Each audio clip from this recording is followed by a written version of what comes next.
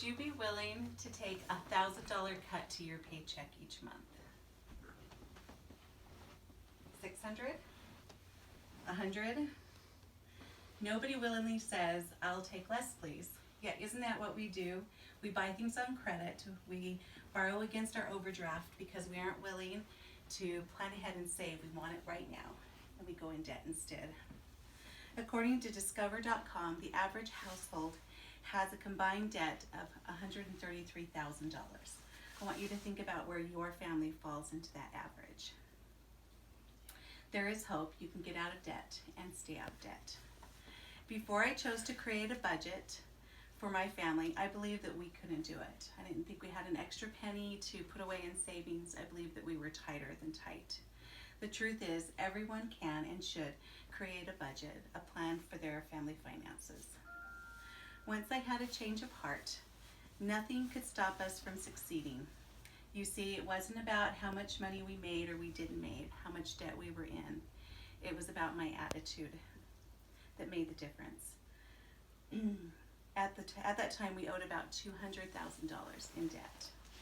And once I decided to take the invitation from my husband to create a budget and manage our spending together, something magical happened. All of a sudden, we found all kinds of ways to cut back on our spending. And within 4 years, we had everything paid off. Now we are living like no one else. How did we do that? In the next few minutes, we will talk about how our attitude, budgeting, getting out of debt, and learning to live within our means is the perfect recipe to live like no one else. Step 1, our attitude is the first big obstacle. So what are some excuses that people come up with that keep them from creating a budget, do you think? I don't have enough time. Enough time, that's the big one. That was one of mine. I don't want to. I don't want to. That's a good one. That's where I was. For 2 years he was patient with me. All of these in the end are just excuses. They aren't the real reason. The numbers don't matter. It's our hearts that need to change. It's a willingness to take that leap and just do it. By inviting the Spirit in the process, we will succeed. Heavenly Father wants us to succeed and will bless us and help us on every step of the way. Step 2, creating a budget. According to the Mental Health Review Journal, people are twice as likely to be depressed or have anxiety when they're in debt. So budgeting is that first step beyond changing the attitude. So we want to get pencil and paper out, and we just want to brainstorm all of our expenses and all of our income. And with that information, you can create a budget. You want to fine tune it over the coming months. You'll find some things you need to spend more money in and other things you don't need to spend as much. You want to budget to zero every month. That means all the extra goes into savings, not in I'm going to keep it just in case, because that just leads to spending. So according to Rachel Cruz, you want to keep track of everything, all of your spending. You want to be honest with yourself. You don't want to hide anything.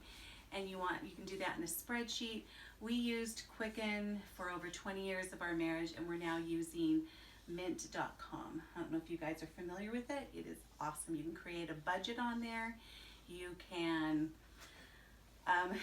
sync it with your accounts, and it will show you exactly what you're spending, where you are in your budget areas. And they have an app, so you can see in real time when you're out grocery shopping or clothes shopping or whatever, how much money you have in each category.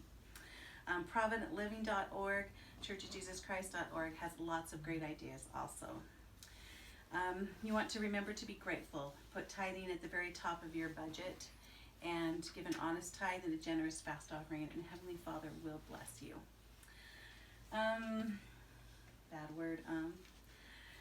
So you can do the envelope system, or you can do like the credit card, debit card system. So basically every category you have on your budget, you're going to have the allotted money that you put into that envelope. And when you've spent all that money in the envelope, you are done spending in that category for that month. And then there's the credit card system where basically you still have envelopes, but they're virtual envelopes. Your money is in your bank account. You're using your debit card or using a credit card.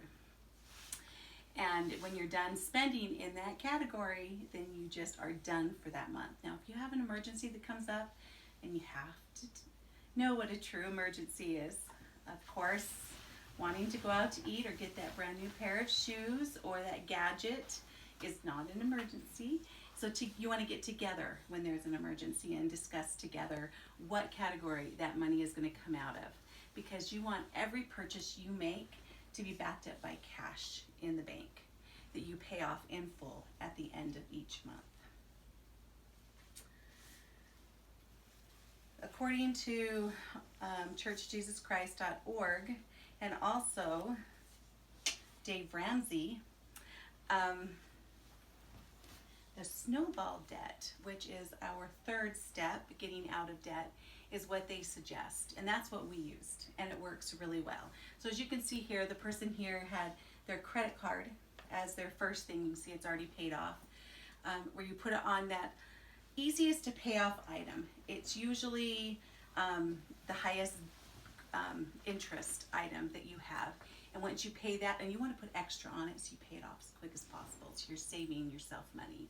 And then you take that whole amount and you apply it to the next thing. Some people have several credit cards that they're going to need to get paid off first, but you just decide together what you're going to do first and what you're going to do second and third and so forth. We went to our car next, just like this person did, and you put that whole amount over onto it. And as you can see, you're still paying, like this person here is paying on their medical, and when they get the car paid off, they're going to put the whole amount over onto medical. And that allows them to keep growing and get bigger. And our last thing that we put on was on our mortgage. And we saw that come down, and I have to tell you how exciting that was. And you can use online calculators. They have them on churchjesuschrist.org, Provident Living. Dave Ramsey has some on his. You can just find them all over on the internet. And Allison Martin from moneytalksnews.com says to use windfalls to help pay off your debt. And windfalls is like tax returns, bonuses, cost of living increases. You're already used to living without that money. It's perfect to put towards it.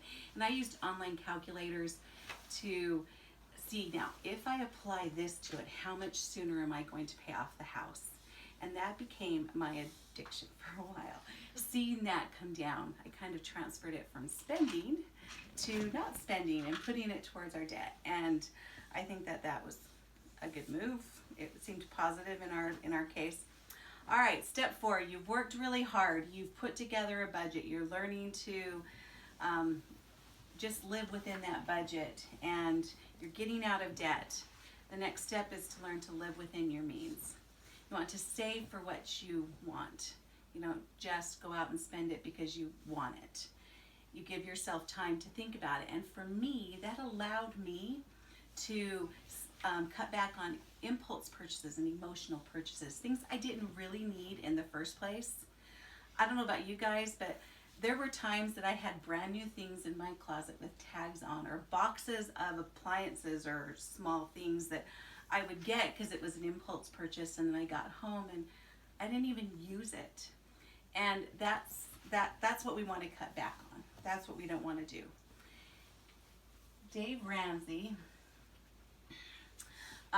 one of my favorite quotes of his is, "If you will live like no one else, later you can live like no one else." And basically that just means you're creating a budget, you're learning to live within your means, you're getting out of debt, which is what a lot of people don't do today. That's very out of style. And if you will do that, then later you can live like no one else. You can have money put away in case you lose a job and it could tide you over in the meantime. You can buy that car that you want because you're saving, because you'll have that money to save up and buy cash and completely cut out the bank and that interest. I don't know if you guys are aware, but when you buy a home, they purposefully do not tell you how much you are going to be paying extra, and usually it is very close to, and sometimes even more than the purchase price of that home. You end up paying $100,000, $200,000 over the asking price of the loan amount. And so just imagine if you can pay that off early, how much you are saving yourself. And imagine if you have been, let me go back for a second, you have been living tight and you have this snowball of money once you're out of debt that you are used to living without. That money, imagine what you can do with it. That's what it means to live like nobody else, because you have the money. You're used to living without it, and you can do those things. So we've talked about attitude being the first big step in getting out of debt, creating a budget, getting out of debt itself, and using the snowball debt system reduction plan, and learning to live within our means. Through hard work and determination, anyone can get out of debt and stay out of debt. The key is a positive attitude and a willingness to change the way we see money and how we use it. Ask yourself, do you want the freedom to live like no one else? Take the challenge today. Create a budget for your family and your spending and your saving, and spend with a purpose.